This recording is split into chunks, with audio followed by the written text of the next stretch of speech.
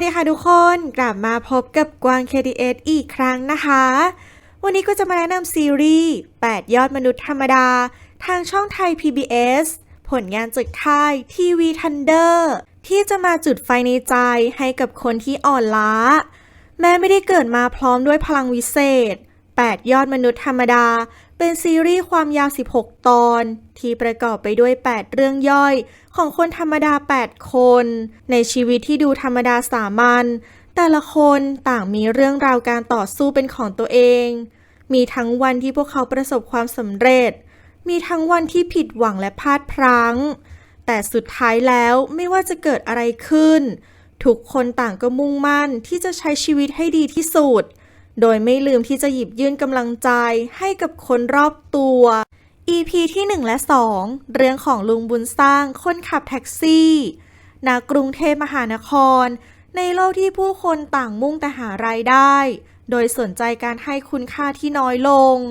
ลุงบุญสร้างคนขับแท็กซี่ที่เอาใจใส่ผู้โดยสารทุกคนเขาต้องพยายามช่วยเปลี่ยนใจอิปโป้เด็กส่งยาคนหนึ่งให้รู้จักความผิดชอบชั่วดีและถอนตัวออกจากเส้นทางที่ผิดแต่หนทางไม่ง่ายเมื่อลูกพี่แก๊งค้ายามาตามล่าตัวอิปโป้ถึงบ้านลุงบุญสร้างเพราะคิดว่าเขาเป็นสายให้กับตำรวจ EP ที่3และ4เรื่องของเต่าเต้ยสวัสดิการกองถ่ายในช่วงเวลาที่มีการแบ่งแยกชนชั้นในกองถ่ายอย่างชัดเจน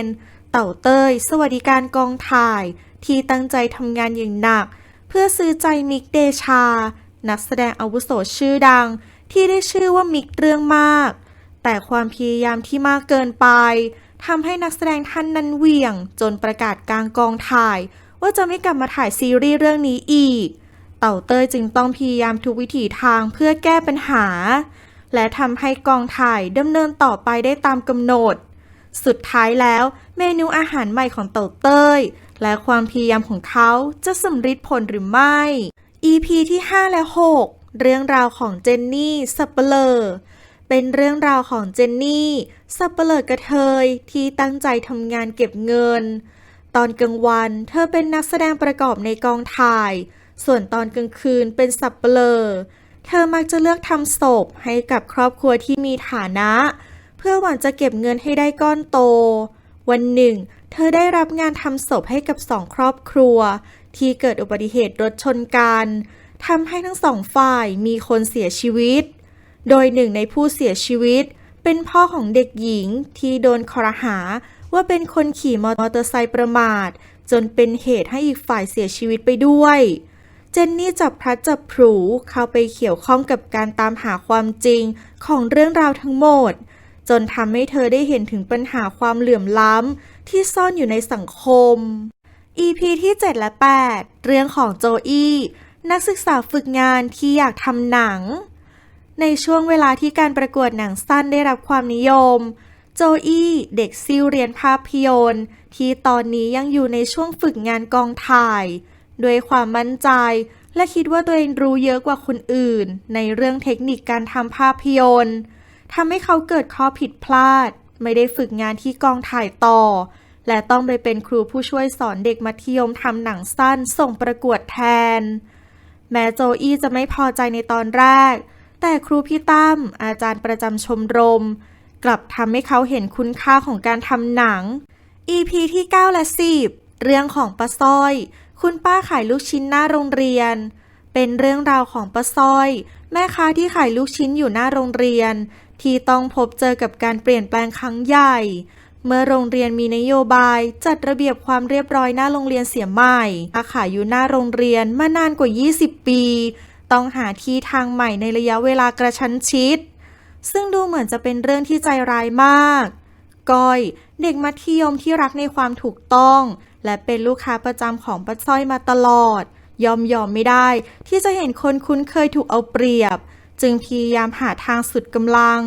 แต่เรื่องไม่ง่ายอย่างที่คิดเพราะมีอุปสรรคทั้งจากพ่ออาจารย์ฝ่ายปกครองและผู้อำนวยการโรงเรียนสุดท้ายก้อยจะหาทางช่วยป้าสร้อยและลูกชิ้นสุดที่รักได้หรือไม่ EP 11และ12เรื่องของแพรเจ้าของร้านดอกไม้ประดิษฐ์ในโลกที่ทุกคนต้องแข่งขันกันทำมาหากินแพร ผู้หญิงที่เลี้ยงชีพด้วยการประดิษฐ์ช่อดอกไม้ผ้าใยบัวขายตามงานรับปริญญากำลังได้รับโอกาสครั้งใหญ่ที่สุดในชีวิต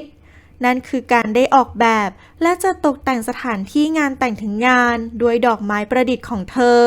โดยมีพจน์น้องชายของเธอคอยช่วยอีกแรงแต่เส้นทางของแพรไม่ได้โรยด้วยกลีบดอกไม้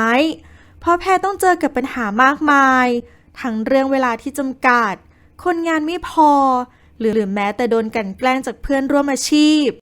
EP ที่ 13 และ 14 เรื่องของทิวลิปนักเรียนสาวที่ฝันอยากเป็นบิวตี้บล็อกเกอร์ช่วงเวลาที่โซเชียลมีเดียครองโลกทิวลิปที่มีความสามารถในการแต่งหน้าต้องการหาเงินมาซื้อโทรศัพท์รุ่นใหม่ด้วยการพยายามทำคอนเทนต์ลงโซเชียลโดยมีทิชาเพื่อนสนิทคอยร่วมหัวจมท้ายและให้กำลังใจเธอเสมอแต่ระหว่างทางของการทำตามความฝันทิวลิปต้องเจอกับบททดสอบครั้งใหญ่เมื่อคอนเทนต์ที่ทำได้รับคอมเมนต์ถึงเธอที่ไม่ดีนักเพื่อนรักยังได้รับความนิยมมากกว่าแล้วทิวลิปจะสามารถก้าวข้ามอุปสรรคเพื่อทำตามความฝันของเธอได้สำเร็จและรักษามิตรภาพได้อย่างไรและ EP ที่ 15-16 เรื่องของจอยโปรดิวเซอร์รายการเป็นเรื่องราวของจอยโปรดิวเซอร์สาวที่กำลังอยู่ในภาวะเบิร์นเอาท์เริ่มท้อกับคอนเทนต์รีวิวที่ทำให้กับลูกค้าที่มาจ้างเธอเริ่มคิดถึงชีวิตก่อนหน้านี้ที่มีไฟทำมันด้วยใจรักจริงๆแต่ก็ต้องเลิกทำไปเพราะมันขายไม่ได้เงินเธอพยายามมองหาโอกาสที่จะกลับไปทำรายการแบบนั้นอีกครั้งคาแรคเตอร์ของตัวละครคนที่1รงค์จตุรงค์รับบทเป็นลุงบุญสร้างเป็นคนขับแท็กซี่พ่อของจอย